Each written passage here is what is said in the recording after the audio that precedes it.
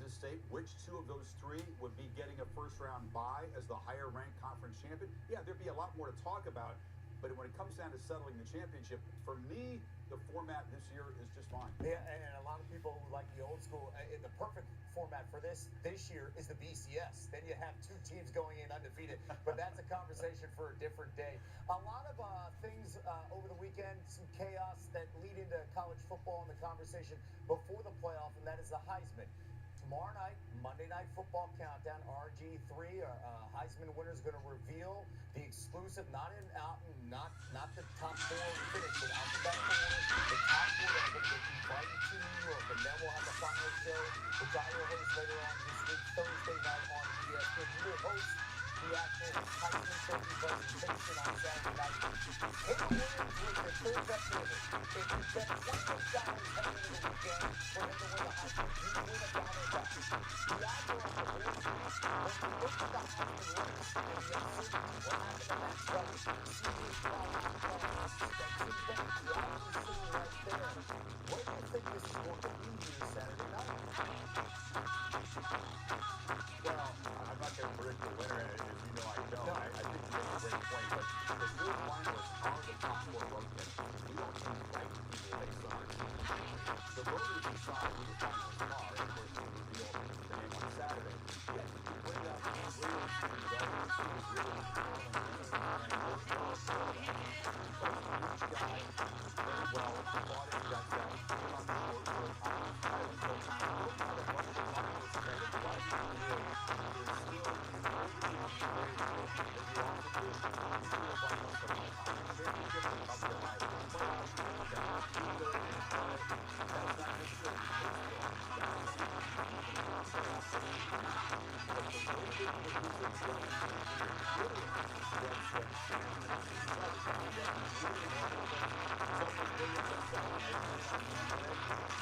Okay, that's enough of that. Point the camera down here. Close enough, I'd say. Let me check. Okay, yeah, good enough for me. Oi, fellow comrades, it is Squidtard here, and welcome back. College football playoff rankings going to be revealed in about 5 minutes. Super duper excited to see who ends up getting in. It's probably going to be extremely predictable, but I mean, what do I know? What do I know? I'll probably end up reacting. Hopefully they'll do the new... I forgot when they do the New Year's 6, like when they revealed those. I think it's like 15 minutes after they reveal the last, or like the playoffs. So we'll see how that plays out. But who knows? Who knows indeed. It's going to be fun, going to be exciting. Looking forward to seeing how this plays out. Woke up this early in the morning. Hopefully we get some interesting results.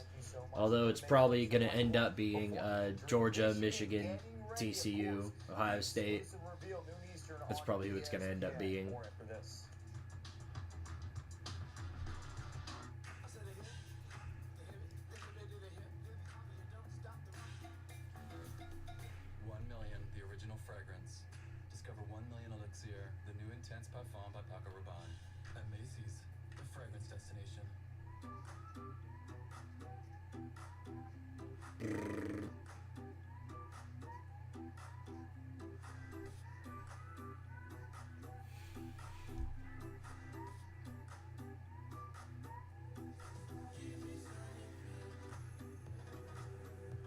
Yo, what's up, Lucas? Glad to see you on here. Go ahead and give me your teams for the playoffs, your top 4. Most people are probably going to say the same 4 teams, but it's interesting nonetheless. With innovative fabrics that are lightweight, breathable, and insanely soft. The fit looks and feels amazing. We can guarantee your comfort, whether you're working from home, relaxing with the kids, or streaming your favorite show. These are pajamas and loungewear to swear by. But the only 4-letter word we use is soft. Go to TommyJohn.com. Yeah, I figured so. The only thing I see is it's just a matter of who's going to be where. I think it's going to be those 4 teams, Georgia, Michigan, TCU, Ohio State. It's just going to be a matter of where they are that's going to impact everything. Would they punish TCU for losing in the Big 12 title game?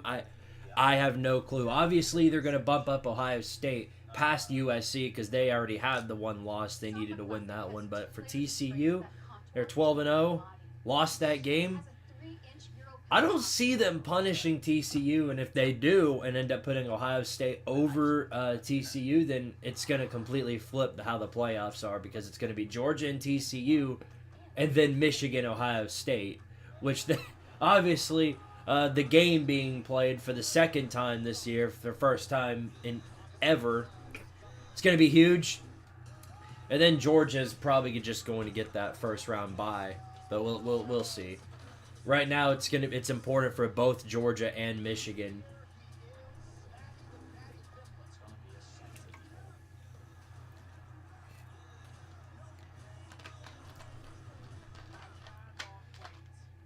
Although I think, who do you think is going to be the 5 spot? Because I actually, getting that 5 spot, I don't know. I think it's going to end up being Tennessee or Alabama. And in which case, that actually is important because the highest ranked SEC team, I believe, gets into the Sugar Bowl. So it's very possible that if Tennessee bumps up past Alabama, for whatever reason, that they could get the Sugar Bowl against Kansas State, and then Bama gets Clemson. So there's a whole bunch of anomalies with that, but we'll see.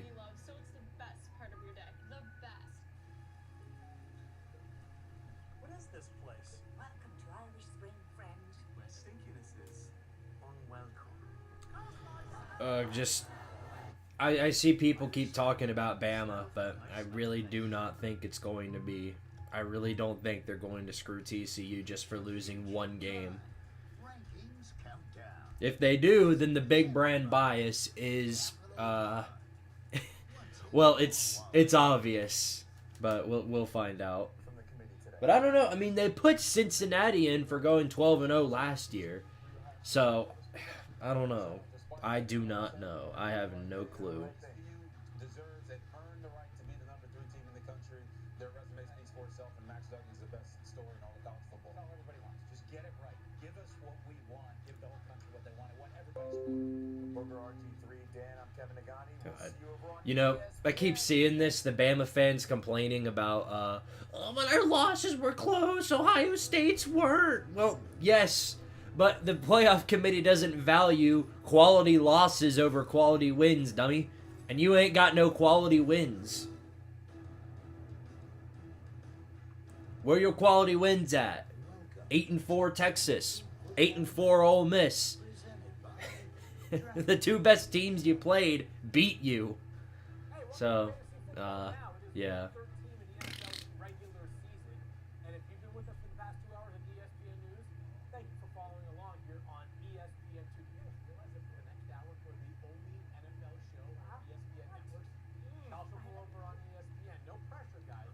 What the hell? They changed the channel.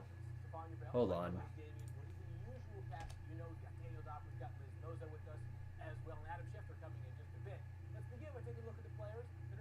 Yeah, no.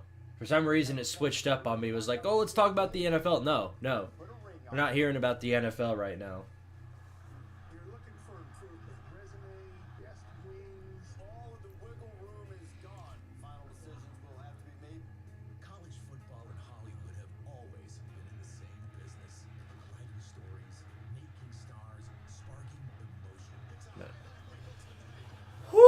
Well, it's already past noon, so y'all are already late. Go ahead and get started or just continue to waste our time.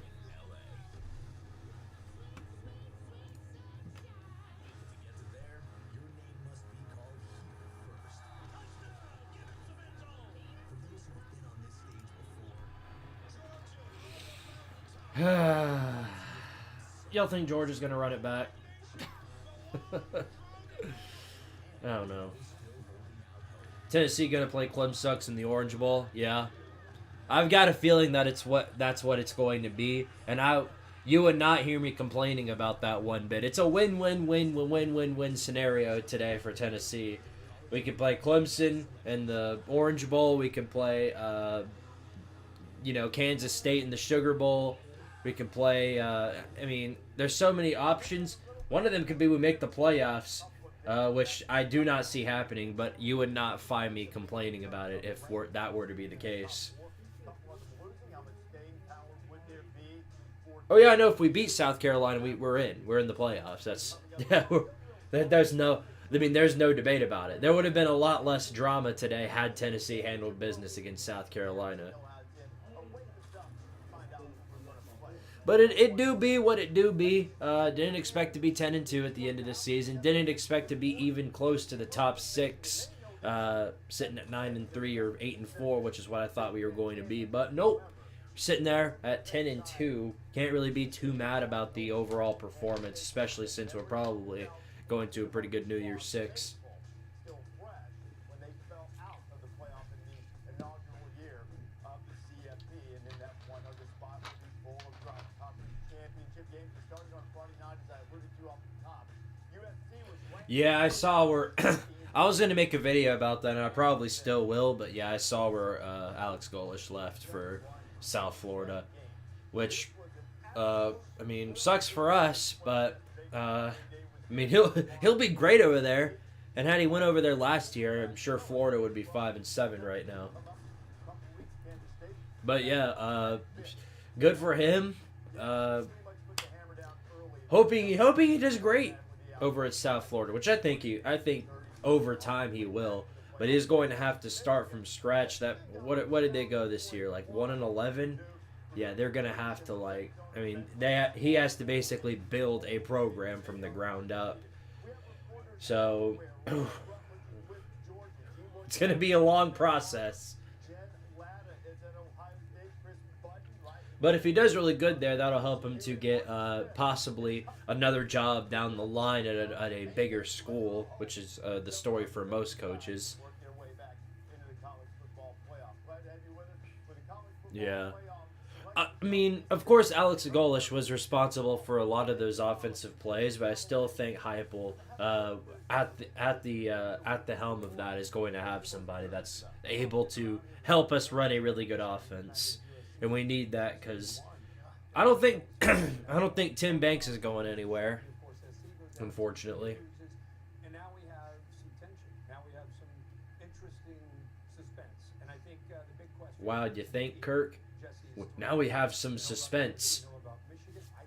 Wow! Crazy! That's what it is. I think TCU losing a close one in overtime against the top 10 opponent in Kansas State, the Big 12, even with the losses that keep them in. And do they hold 3? That's the big question to me. They've got a better win against a common opponent in Texas, in Alabama. Man, they're still deciding. It's like watching the NFL draft. You just continue to wait and wait and wait until something happens.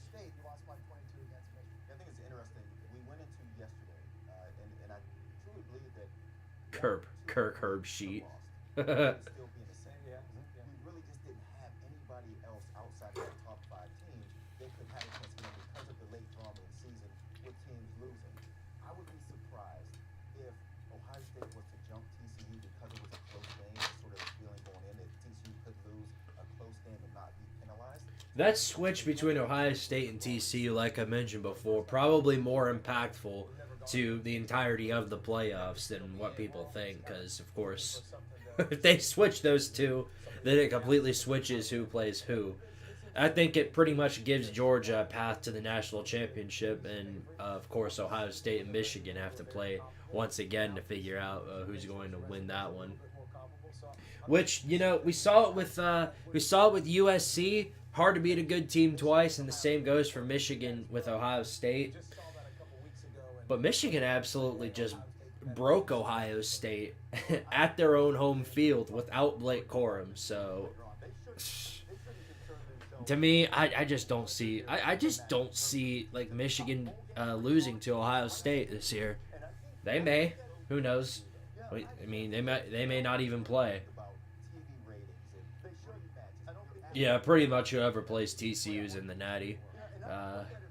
Which is, it's surprising that they even lost yesterday because, you know, you've seen the escape from Texas, the escape from Baylor, the escape from all the other teams they played earlier in the season, and now you thought they were going to do the friggin' same thing against Kansas State because we saw it. They were down. Fourth quarter comes around. They bring the comeback in, and then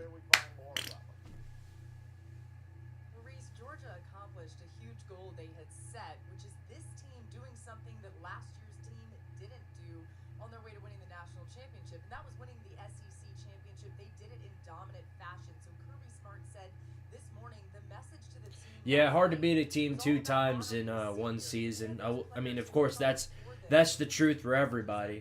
If we were saying this about, like, imagine if, like, Tennessee and Alabama played in the SEC championship, we'd be having this debate for hours on end.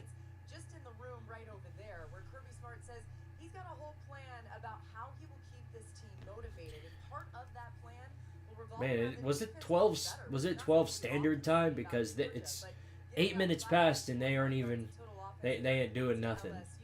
Kirby Smart's going to lean into that. He's going to use it with this team. He said that will not be tolerated. That type of performance will not be tolerated from this Georgia defense. It's not the standard that they've set. Some of it had to do with the complexion of the game, but don't tell Kirby Smart that, as he'll do everything he can Let's to make see. sure this team is more than ready for the college football playoff. Let's go over to Michigan and Gene Wojciechowski. Thanks, Laura. A lot of the players, So the AP poll released their top 25. Of course, Georgia, Michigan, TCU, Ohio State, Alabama 5, Tennessee 6, Utah 7, USC 8, Penn State 9, Clemson 10, Kansas State 11, Washington 12, Florida State 13, number 14 Tulane, 15 Oregon, 16 LSU, 17 Oregon State. See, LSU being outside of the top 15 is rather shocking.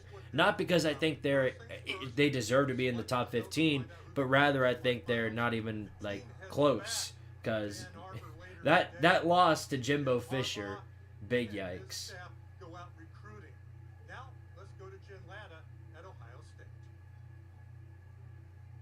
Let's see. Then Oregon State 17, UCLA 18, Notre Dame 19, South Carolina 20, 21 Texas, 22 UTSA, 23 Troy, 24 Mississippi State, 25 NC State. So they put NC State back on the top 25 for what?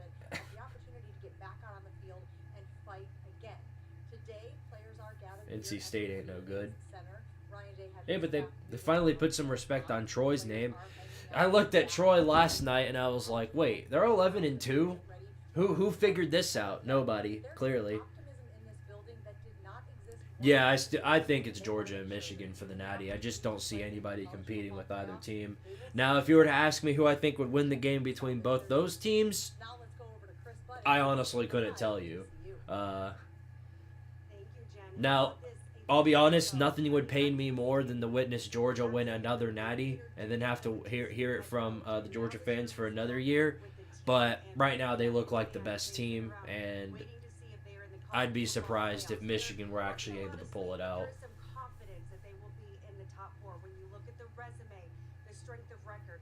Also, when you look at what happened in 2014 when TCU and Baylor were both left out of the playoff when the Big 12 did not have a championship game. They sat idle that weekend. Sonny Dykes and TCU believes that now that they were in the championship game and even with the loss, They are taking quite long, aren't they? now let's go out to Tuscaloosa and Mark Smith. Oh, great. Yeah, let's go to Tuscaloosa. I'm sure we'll get the privilege of hearing Nick Saban whine some more about, look at our quality losses. What a loser coming out and talking about how great their quality losses are. How did your team lose and when did your team lose? He said the context. That's hilarious. Dude, really, Nick Saban really comes out there. Fox does an interview with him during the halftime of the Michigan-Purdue game. He starts coming out and talking about, well, look at our quality losses, and look at who we have to play. Look at who we played.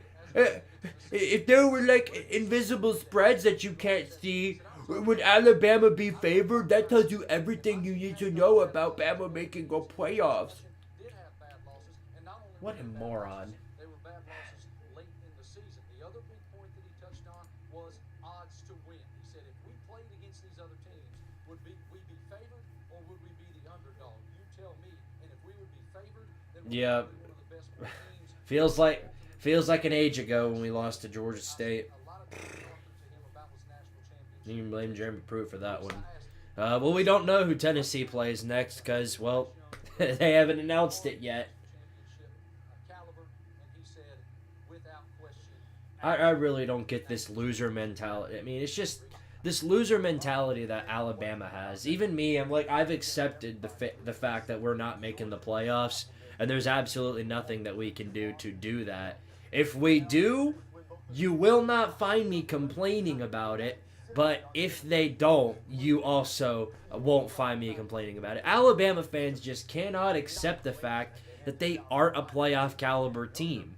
They just are. They don't have the resume. They have 0 quality wins. Their best quality win is against Texas. Tennessee beat them head-to-head. They also lost to LSU, who Tennessee beat by 27. And they just cannot accept the fact that with their 2 losses, they can't make the playoffs.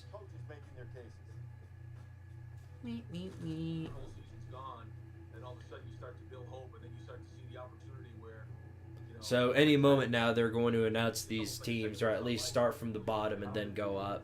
Losing 2 games by 4 points on the last play of the game and tough Here it is. in the SEC on the road are not bad losses. And just because they're a 1-loss team versus a 2-loss team, Bro. their vulnerability Jeez. as a team when you have a bad loss. So, you know, these excuses, you heard it just now. Nick Saban here talking about how they're just losses. They're like small losses. It would have made a difference if we won. Yes, it would have. If you won the game, you won the game. You did it. You lost. You lost. That's the difference. There isn't a big 1 hanging next to your win column when you beat Tennessee. You didn't beat Tennessee. You lost to Tennessee. You lost to LSU. Why do these Bama fans and even Nick Saban, they're all making excuses talking about, what if this and this and this and this and this happened? No. Boo-hoo. Boo. Boo-hoo. You're lucky you're making a New Year's 6 at that weak-ass resume you got. I'm about to get heated just from talking about these dummies. Oh, Tennessee plays Georgia State next year? I didn't know that, actually. I'm looking forward to the hype video on that one. No, most Tennessee fans do not think the same. I mean, if you're talking about in terms of Tennessee versus Alabama, then okay, then yes, you're right. Yeah, we do think that we should be ahead of Bama. But no, we do not think we should make the playoffs and that we're being screwed out of playoff contention. And that the playoff committee just hates us and doesn't love us and like no. He's talking about expenses that health insurance doesn't cover. That's what it is like. It pays you money to help close that gap. Flat, huh? Don't tell me he high-stepping. He stole my food. Get help with expenses, health insurance. Oh, they don't play Georgia State? What's the schedule look like for 2023? Might as well look it up. It's only going to be about an hour until they announce these stupid playoff rankings. They're taking forever. Yeah, what the heck? No, we don't play them. Of course, we get that matchup against Virginia, the Austin Peas, UTSA, and UConn. No, we don't play Georgia State. Why would you lie to me like that? Dang it. Hey, buddy, what are you doing here? Hey, go State. You replaced me with star quarterback Bryce Young. I'd never replace you. Here's your Dr. Pepper mom. Mom?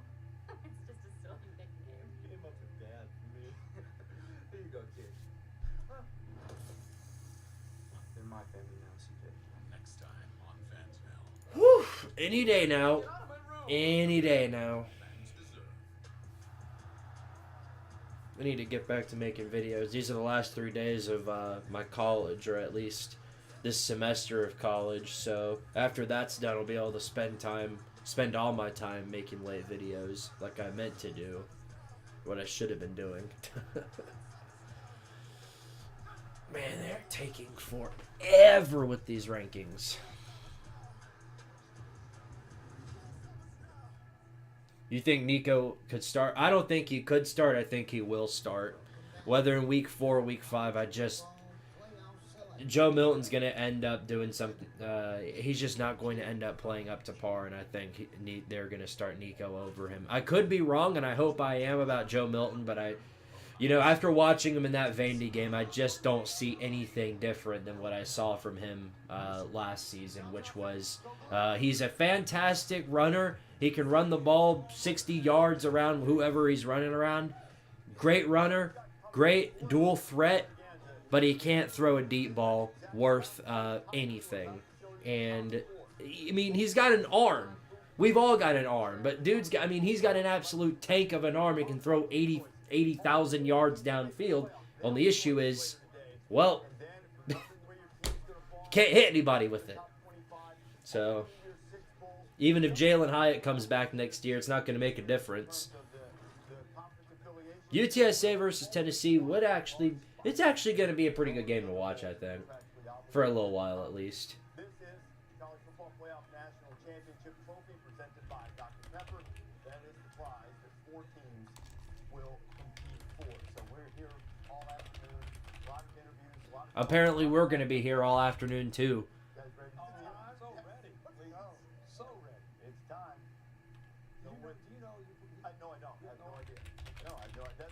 Hey, y'all didn't get those. I got it all right. Well, you have. Hey, man, you're not new here. You know what those kids ahead of time. Yeah. He's got an arm. He's got an arm. I think he's got an arm, too. If he could use that arm to, make a receiver catch the ball, big plus. Big plus. And I thought that was what I was going to see in the Vandy game, but he threw like 10 deep balls, only hit 2 of them because he threw way over the head of each and every one of our receivers. So, to me, I just don't think it's going to be any different next year. Again, I hope it is. I hope he miraculously is able to throw the ball directly into the receiver's hand. Oh, here we go. Shut up. Here we go.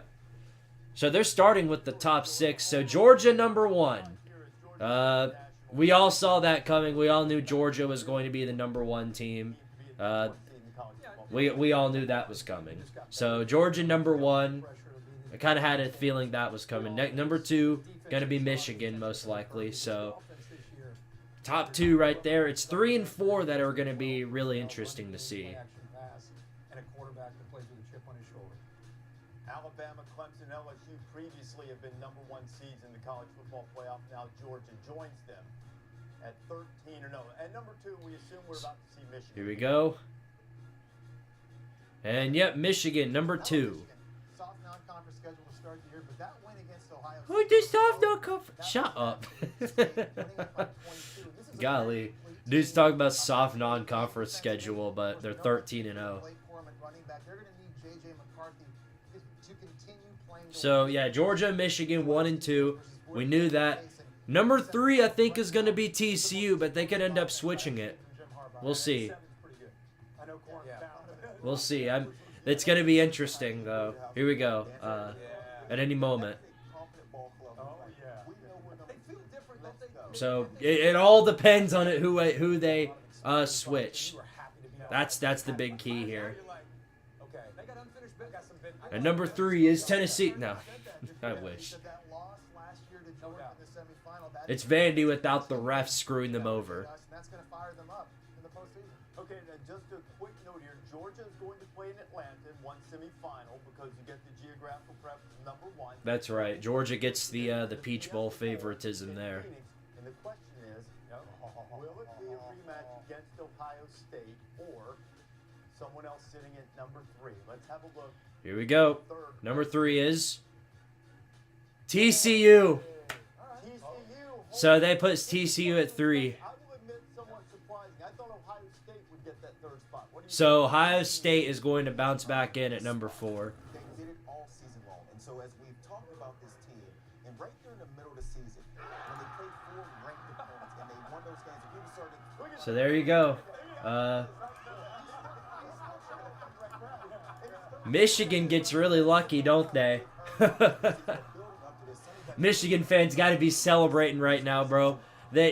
they get that TCU game. They needed that, but that's going to carry into the national championship, man. What they did all season long, not just yesterday, not just losing in overtime in a 3-point game. They dodge Ohio State for now. Well, I think the thing with TCU all year long was a lot of close games. I was not expecting them to punish TCU, and I'm glad they didn't. So number 4 is probably going to be Ohio State.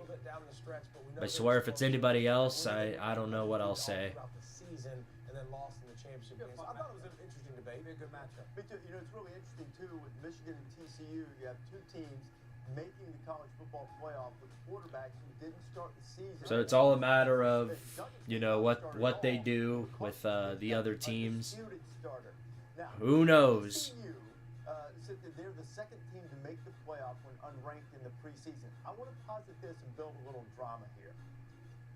Ohio State, playing the conference championship game, and the blowout loss. Alabama's got the closer losses. Maybe we're back to a 2017 thing while we spent last night. No, just stop hyping them up. They're not making it in, bro. Quit it. Well, here we go. Number 4, they're about to announce. Yep, there it is. Ohio State, number 4. So there you go. There's your playoffs. Very predictable. We all knew it. I predicted it exactly how it should be. And then 5 and 6 will likely be just Bama or Tennessee.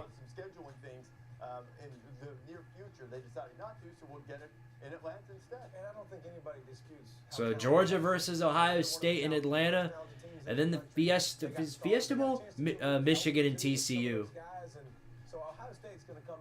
What a season for TCU, though. Did they really expect to make the playoffs? I don't think they did. What did you say yesterday about everybody's going to tell them they're going to be poor mouths for 3 or 4 weeks. Yep. They're going to show up, whether it's good enough or not. There's always a team that shows up disrespected. Yep. And there's nobody that should show up more disrespected and angry than Ohio State. It's a team the committee liked all along. They were number 2 in every college football playoff ranking up until last week. Well, of course the committee loves them some Ohio State. Against Penn State and Notre Dame.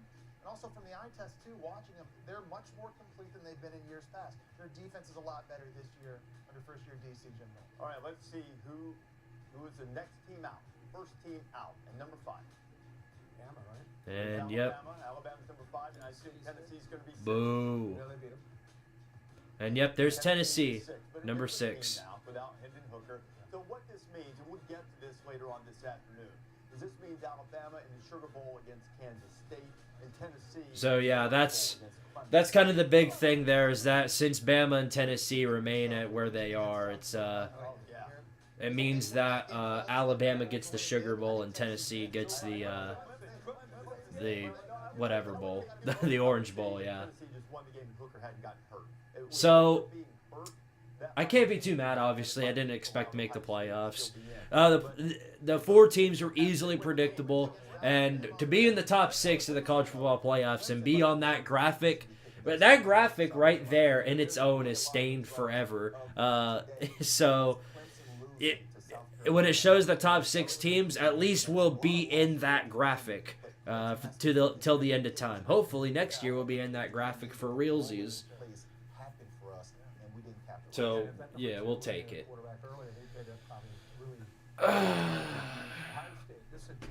Yikes. Yeah, the United States hates the Tennessee Vols. No, that is the truth. That is the truth. South Carolina was America's team week 12. You can go look that up. Yeah, they'll tell you. Anyway, though, yeah.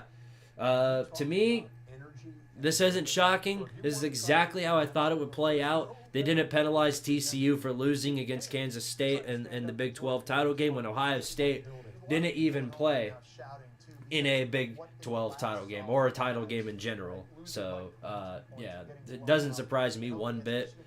Georgia and Ohio State and Atlanta, that's going to be a fantastic one to watch. And then Michigan, TCU in the Fiesta Bowl. Maybe a good game, especially in the fourth quarter when TCU does their usual Super Saiyan mode and just starts obliterating everyone. But it's not. I don't think it's going to be enough. Which means that I think it's going to end up being Georgia versus Michigan in the national championship. Another shot for a team to go 15-0, that's for sure. We only have two 15-0 teams, 2018 Clemson and 2019 Clemson, 2019 LSU. Those are the only two. So there's another chance that, well, Georgia or Michigan could get that. Eventually made the playoff field. Note, too, that on New Year's Eve, what a way to ring out 2022. But how about, hey, shout out to the playoff committee. Besides, you know, screwing us over like they always do, they actually did their job. They actually presented the top 4 teams. I think we know the answer. So yeah, that's I mean, wonder when they're gonna announce the New Year's 6, because that's what I'm waiting on. Yeah, I don't know. We know.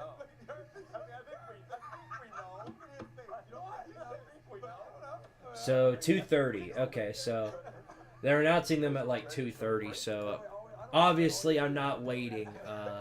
Obviously I'm not waiting until 2:30 for them to announce the New Year's 6. But it's pretty big though. I'm going to stick with this. No team in the college football playoff era has gotten the benefit. Oh wait, now I gotta go see. Hold on, I gotta go see the WAN. I gotta go see the WAN.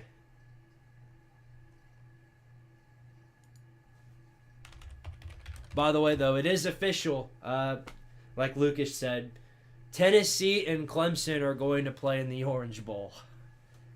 Tennessee and Clemson. Who would have seen that coming as a bowl game? I sure didn't.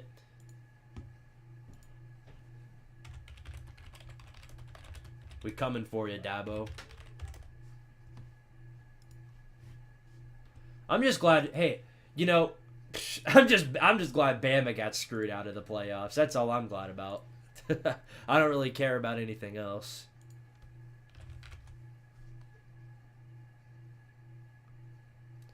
So the rest of the rankings we'll reveal later on. We'll figure out the New Year's 6 bowls and all that, and I'll probably talk about them on Twitter and stuff. I don't plan to stick around for the entirety of the day, though. I've got my own things to do. I just wanted to go live for, well, just this specific part of the playoffs, because obviously this is the biggest part to figure out who's going to go on to win the Natty and all that. So yeah, for those of you who tuned in to listen to this, thank you guys so much for doing so. I'm looking forward to seeing whatever goes down the line. But yeah, what I'm expecting for the New Year's 6 bowls, I'm expecting, of course, Tennessee Clemson in the Orange Bowl, Bama versus Kansas State in the Sugar Bowl. The Rose Bowl will probably be Penn State. It's probably going to be Penn State now. Penn State versus Utah. And then the Cotton Bowl, which is going to be USC versus Tulane. But yeah, it's going to be USC versus Tulane. I don't see them putting in like a Notre Dame or a South Carolina or anybody else like that. So we'll see how it goes. Can you believe it? The Ohio State. You know, I think if Georgia wins this game, they should be able to take that trademark, so then they can just call themselves the Georgia Bulldogs. I'm looking forward to seeing how that plays out. Anyway, thank you guys again for watching. I'll react to the New Year's 6 when they come around, but until then, thank you guys so much for watching, and as always, power to Tardaria, and go Vols. We're coming for you, Dabo. BPD.